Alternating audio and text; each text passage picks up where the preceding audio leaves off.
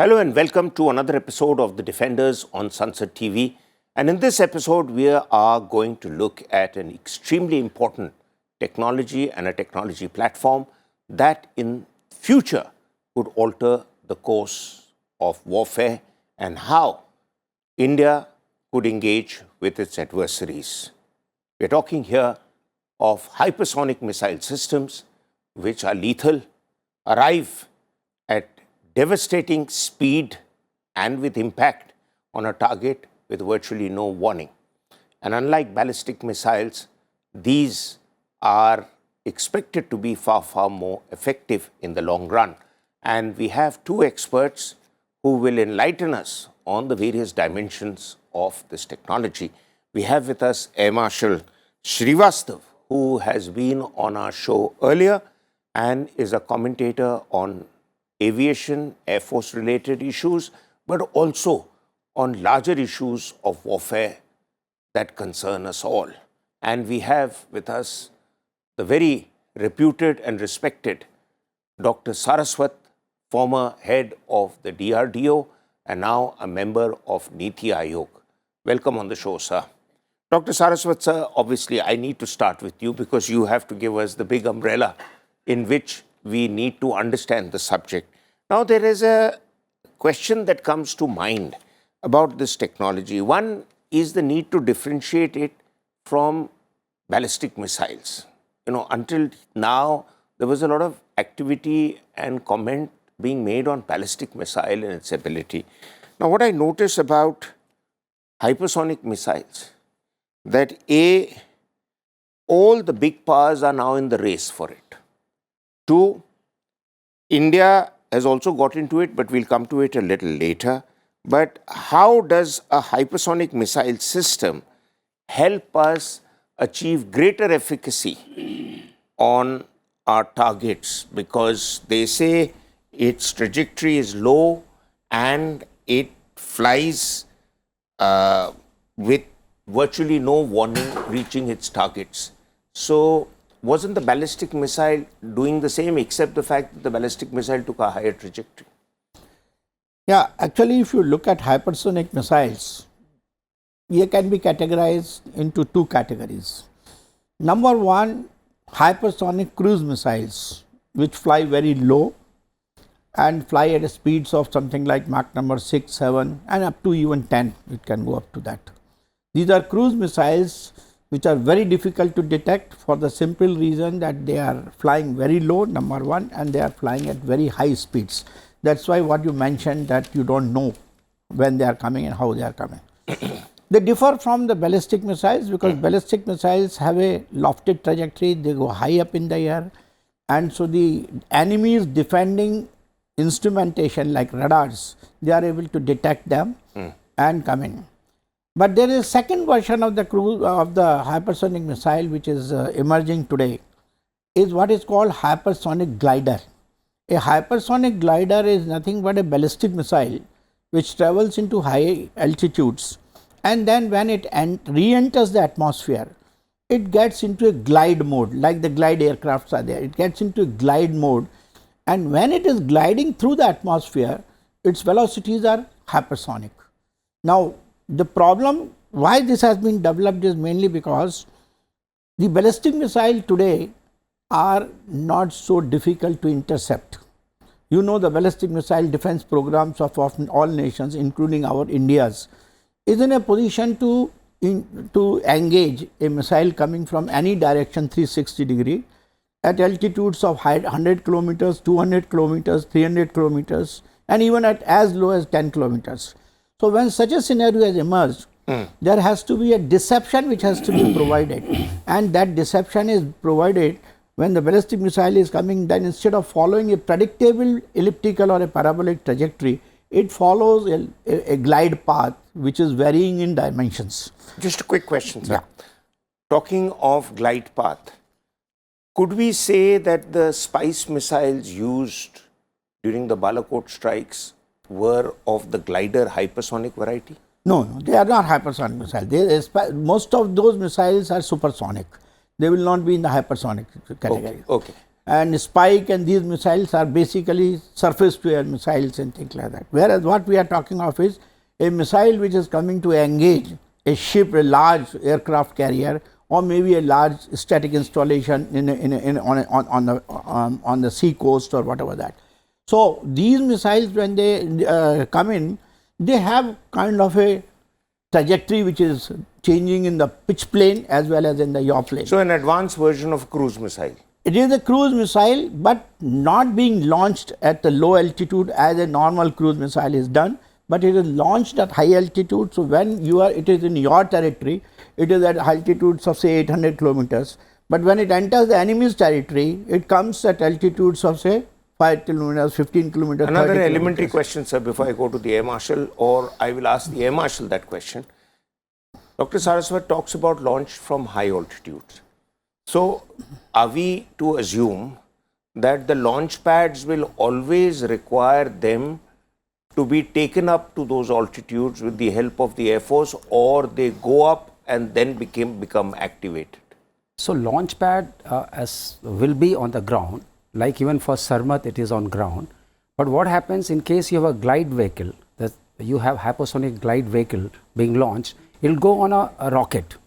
So the rocket, when it attains that speed where SCRAMJET can function, then only it will get into the Earth's atmosphere. Okay. And from where there is another principle which is called Oberth principle, that you get into a gravitational well. So the gravitational pull further gives us the additional speed. So that's the feature of glide vehicle. But coming to the cruise vehicle, which is considered even more sophisticated and complicated, that's where the missile is always powered. But the most important from military perspective, because it's honor to be with him, he's the founding father of what we call hypersonic technology demonstrator vehicle, that I know personally, because when we were in L&T, actually we made some airframes for it and we knew about it. But what I'm trying to say, this is a very great harnessing of technology for us, because we did two things simultaneously. Firstly, we also worked on cryogenic engine, which is a very, very big plus for our DRDO. And we also worked on SCRAMJET engines, rocket engines, which is absolutely brilliant, because SCRAM is actually nothing but supersonic combustible ramjet. So that is what it is. These two are very important technologies we will go into and they create the weapon. But the idea what you are asking from military perspective, from a commander's perspective, warfare perspective, is that the speeds are so high, because hypersonic means it is greater than 5 Mach. The speeds are so high that detecting it, that OODA loop what we talk about, the probable OODA loop that you observe, orient, decide and act, it will get so crushed that actually General Hyten, who was the vice chief of the Chief of Staff Committee in US, he commented that if we are not doing good in this, actually we are giving advantage to Russia and China. He says we are even lagging behind India. He has mentioned this. We are lagging behind India, but I don't think that's true. But that's what he said. He wanted to get the congressional budget for it. So when you talk about the budget and the military perspective, I think there cannot be anything more than that his concern. Jack Reed, who's a senator, American senator, he is the chairman for the Armed Services Committee, where they clear the budget. He's also very concerned about it. So hypersonic weapons have become something like, deterrent weapons. They are more like deterrent, but we saw that the Ukraine and Russia war, Kinjal was used, which falls in this category, to destroy where the ammunition was being collected from the West for the Ukraine. Okay. I mean, you brought in a lot of factors, very comprehensive. But Dr. Saraswat, two short questions. One is, we can keep advancing with technologies, and people like you will ensure we will. I mean, we have moved from supersonic to hypersonic. You were talking also of areas where hypersonic cruise missiles being powered by various scramjet and air-breathing engines. Now, the question that comes to my mind, Russia has all this technology that we are discussing. I would assume, to start with at least, Ukraine did not. What kind of impact it can have in a live battlefield situation, is it a game-altering technology, or is it a technology that you can use initially to gain the advantage of the first mover? Hypersonic cruise missiles as well as the hypersonic glide vehicles are actually a game changer, because of the fact that the time available for detection, engagement, as you say the OODA loop, the time available for engagement of any such missile is just not available, because when it travels at the speeds of 5,000 meters per second or 6,000 meters per second, you can imagine what is the kind of, in 1 millisecond you are off by 600 meters, you know, that is a kind of scenario. So, detection becomes impossible, and from which direction it is coming becomes very difficult. So, in a battlefield they become very, very incisive, and also it can deliver huge amount of payload, because the propulsion systems which have been now developed for hypersonic systems, whether it is a rocket launch system or it is a scramjet propelled cruise missile, all of them can carry significant amount of payload. So, you do not have to go for the third dimension, the nuclear warhead. You can go for conventional warheads and create that similar amount of lethality. I will not say similar, but something very good that can be done. China, if you recall, did the first hypersonic glide, Jeet. And it was basically an anti-ship missile. Basic idea is that a moving ship in the ocean, which is carrying large number of aircrafts and all that, has to be destroyed without being detected by the radars which are on the ship, and as a result it became one of the major factor as far as the overall defense scenario is concerned. It is only after that people started looking at how to engage a hypersonic glide vehicle, because the defense against that has to be built, and also how to also replicate the same thing. What has been talked about is America was not having the glide vehicle at that time, so they started building. Russians had already done a similar amount of work, both in the case of cruise scramjet missile and also the glide vehicles. In fact, if you recall our association with the Russians, we have the BrahMos missile, which is a supersonic cruise missile. Now, a second version of that could be easily developed when the supersonic cruise missile could be augmented to operate in the scramjet, with the scramjet into the hypersonic mode. Okay.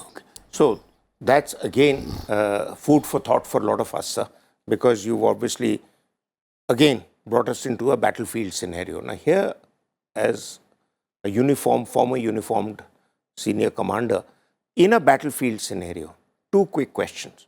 One is, China sees Pakistan as an extension of its defense agenda or military agenda.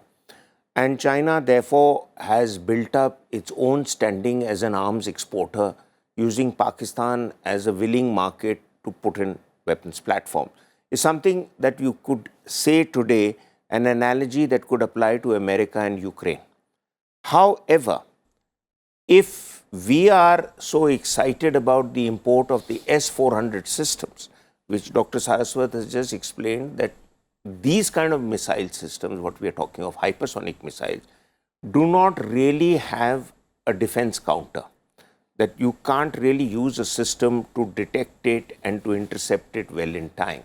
So, the relevance of what we are importing from Russia, which is regarded as probably amongst the best in the world, or certainly amongst the top 1 or 2 in the world.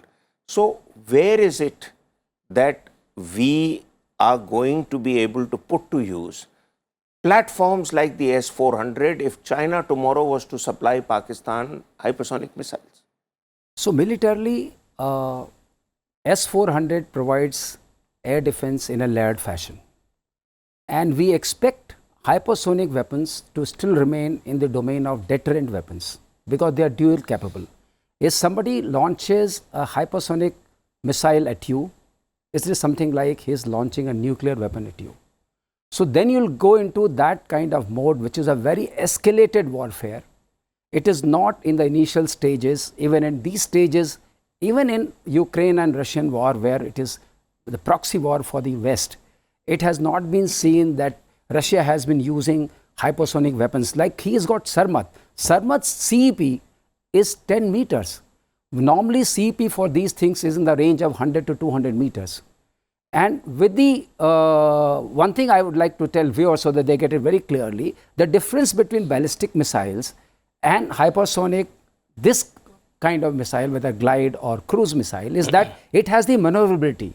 At that hypersonic speed, it can be maneuvered and you cannot know where the missile is coming.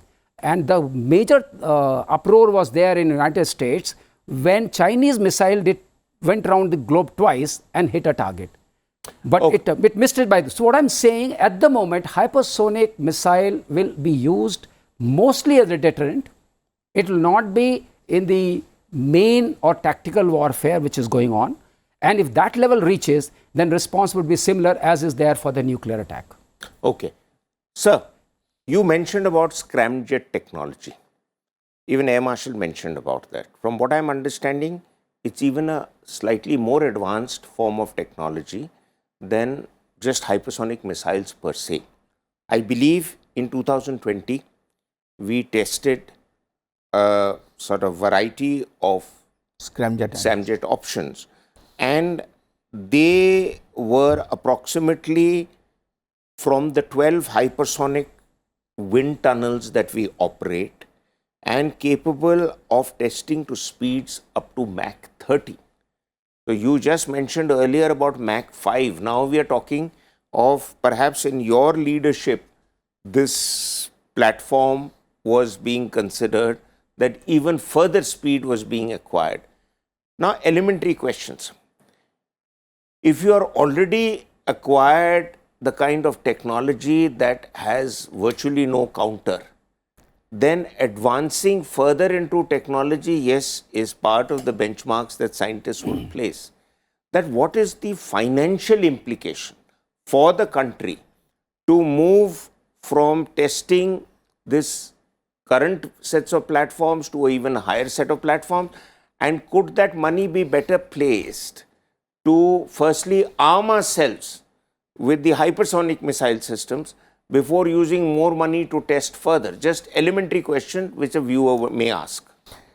You see, for this you have to go into the history of the propulsion system for hypersonic missiles. It is not a new concept.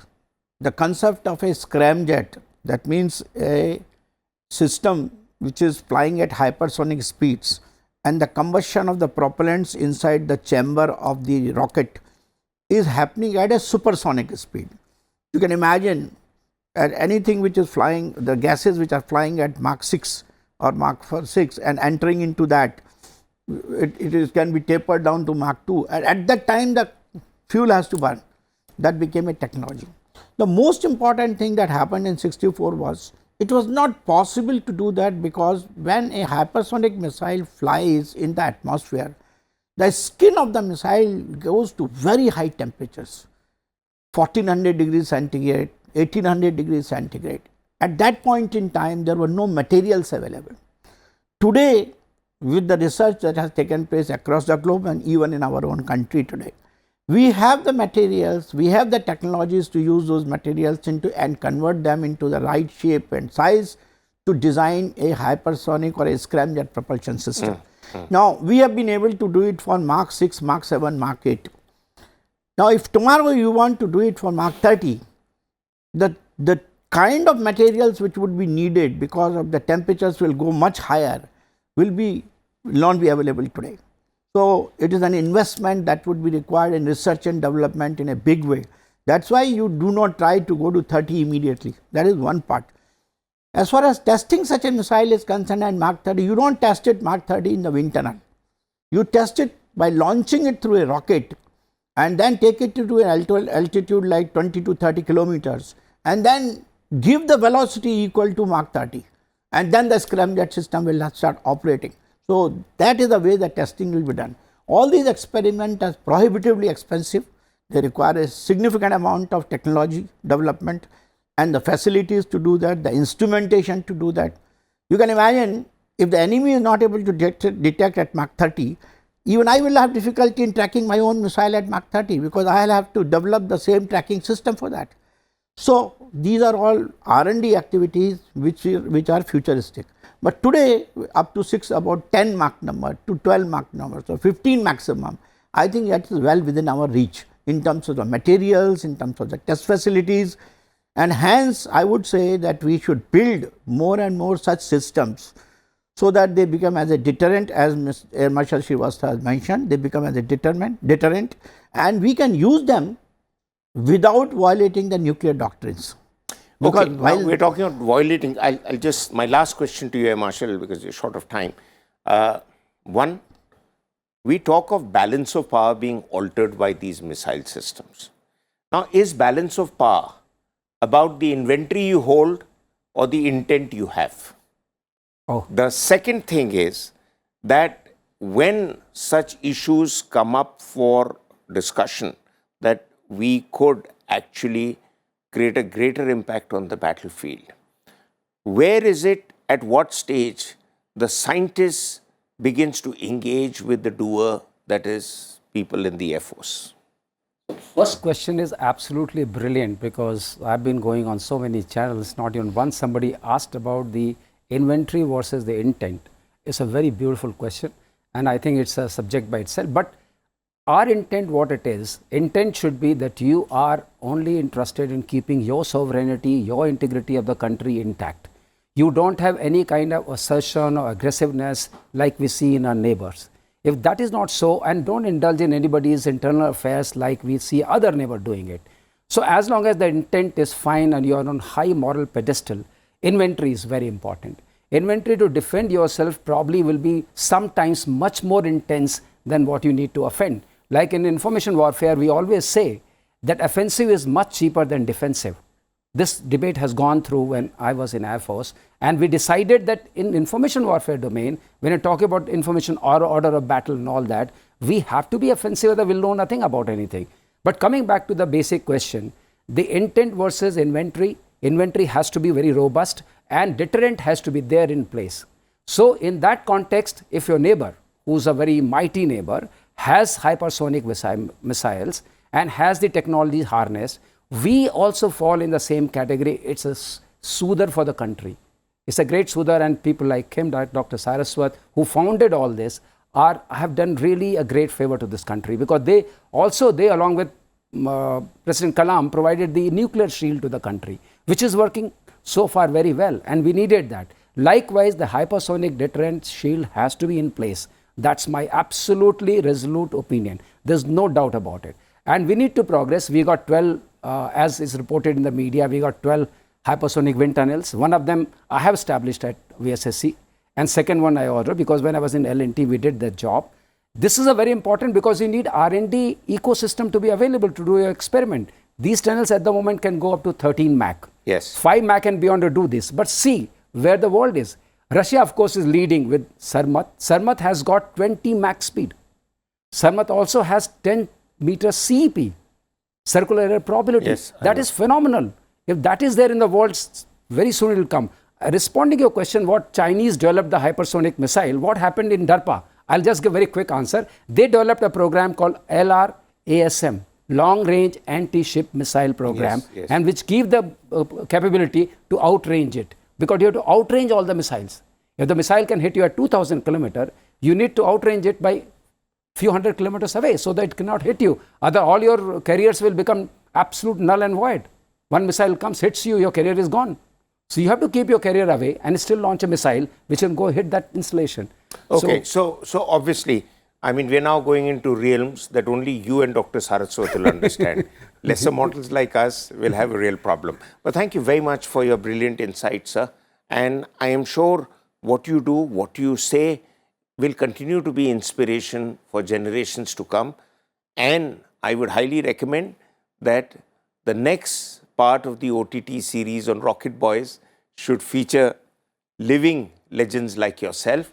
Thank you very much for what you've done for the country. And I'm sure all of you have also enjoyed watching and understanding how giants like this are one day going to make India a global giant. But until our next episode, goodbye.